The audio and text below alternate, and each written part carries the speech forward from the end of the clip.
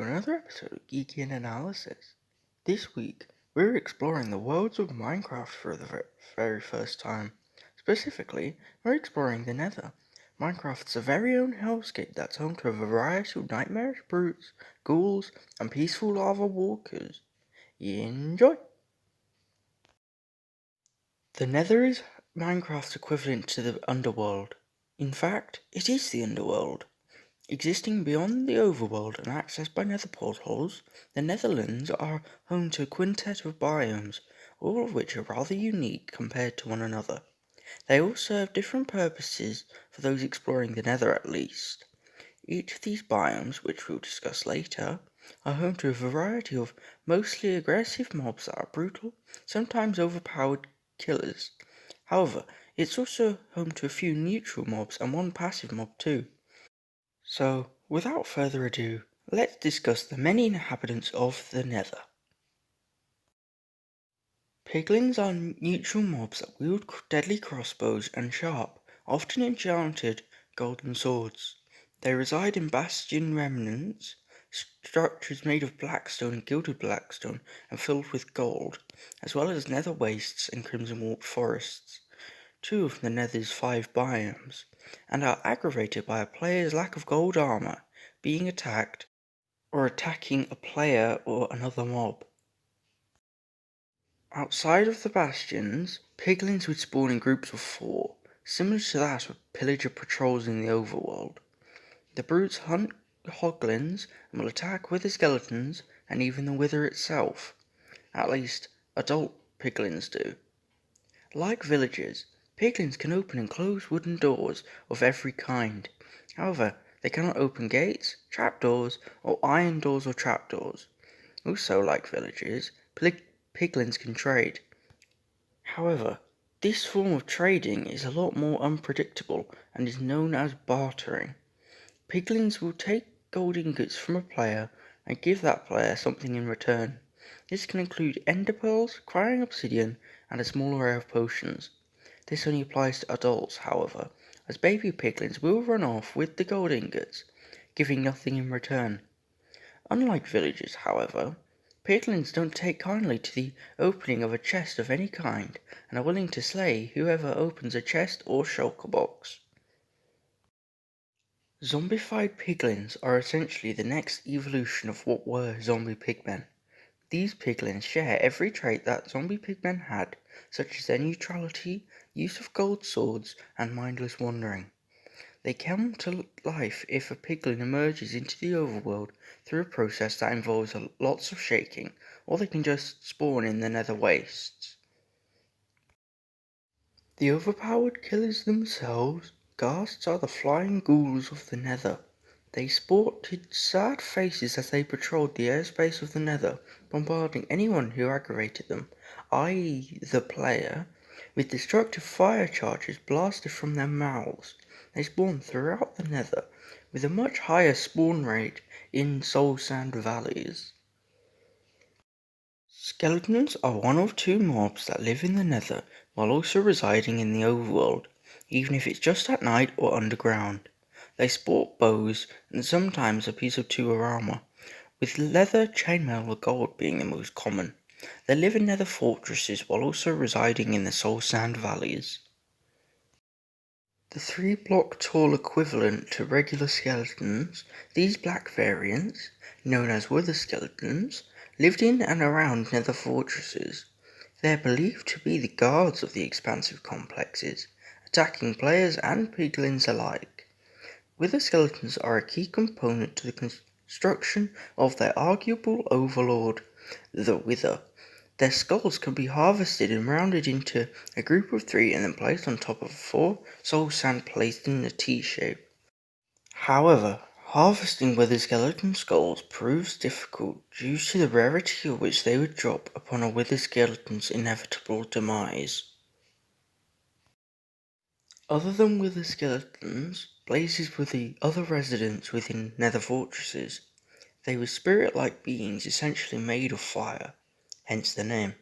Spawning throughout the fortresses, notably in blaze spawner rooms, they are a strong force with a drop required to progress in a quest to reach the end and kill the Ender Dragon. However, that's a story for another day. Anyway, blazes were capable of firing fireballs at you, which would set a player alight, as well as fly. Endermen are the only mobs who reside in all three of Minecraft's biomes: the overworld, the nether, and the end. These neutral mobs spawn in small numbers across the entirety of the nether, being most common in warped forests. Their only drop was ender pearls, the second component for an ender dragon quest. Again, that's a story for another time. Endermen are one of the most complex and intelligent mobs in the game, as they were the only entities capable of picking up and placing down blocks other than the player. However, only certain blocks can be picked up by the mobs, and it's unclear why. Depending on your view of them and what biome you're traversing, magma cubes can either be a minimal pain in the backside or a fatal danger. They spawn in nether wastes, basalt deltas, and some bastion remnants, as long as the bastion has a magma cube spawner inside. They're the nether's answer to slime and come in a few different sizes, with the largest requiring the most concern due to their strength. This is especially the case in basalt deltas, where magma cubes can spawn in large quantities and could launch themselves at you from above and squash you like Mario. However, magma cubes don't really pose much of a threat beyond that. They just become a bit of a pain, especially when building or during conflict with any other nether mob. The only passive mob in the nether, striders were lava walkers. They were capable of travelling fast distances while walking across lava lakes. The distance the bipeds could stroll is unlimited. Players can ride them as long as they possess a saddle and warped fungus on a stick. Otherwise, riding a strider will prove near impossible. They can also walk on land, but they become cold, signified by a change in skin tone, and walk much slower. Nether wastes are the nether's oldest and plainest biomes, covering chunks upon chunks of just netherrack with sporadic veins of gold ore. Unlike most of the other biomes here, nether wastes have no defining features outside of a potential fortress and bastion remnant. Their main residents are zombified piglins, though the odd few piglins and ghasts could also be found throughout the biome. Soul sand valleys are hell, but covered with soul sand or soil, with soul flames and the odd fossils scattered throughout. They're plagued by skeletons, endermen, and ghasts. These valleys could be plagued with wither skeletons, blazes, and piglins too, if their respective structures spawned, those being another fortress and or a bastion remnant. Striders spawn along the gravel coasts of these valleys. Basalt deltas are some of the most uneven terrain in the nether. Composed of basalt and blackstone, the deltas are the most dangerous in the nether. The terrain is mountainous and difficult to trek, filled with several lava deltas and patrolled by ghasts in the air, and the amphibious magma cubes on the ground. However, magma cubes are common here. In fact, they're common enough that the basalt deltas are a good source of magma cream. Nether fortresses have a chance of spawning here, whereas bastion remnants do not. Of the Nether's two forest biomes, the warped forest is the more passive, uncommon version of the two.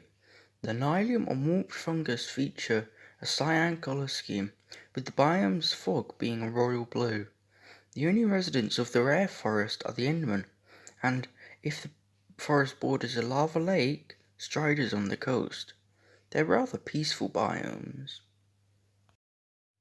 The nightmarish of the two forest types, the crimson forests are nasty. They feature a mostly red colour scheme and are inhabited by both hoglins and patrols of both adult and baby piglins.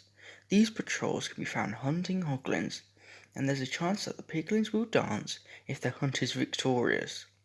Zombified piglin live in these biomes too, roaming around in these biomes as mindlessly as they would in any other. So, that's it for exploring the Nether. I really hope you enjoyed this episode, and if you did, make sure to like and share the video, as well as subscribe and ring the bell. It helps the channel, means a lot, and motivates me to continue. Make sure to check out my Instagram and Twitter too. The links to both will be in the description. However, that's up to you. I really hope to see you next week, and until then, bye!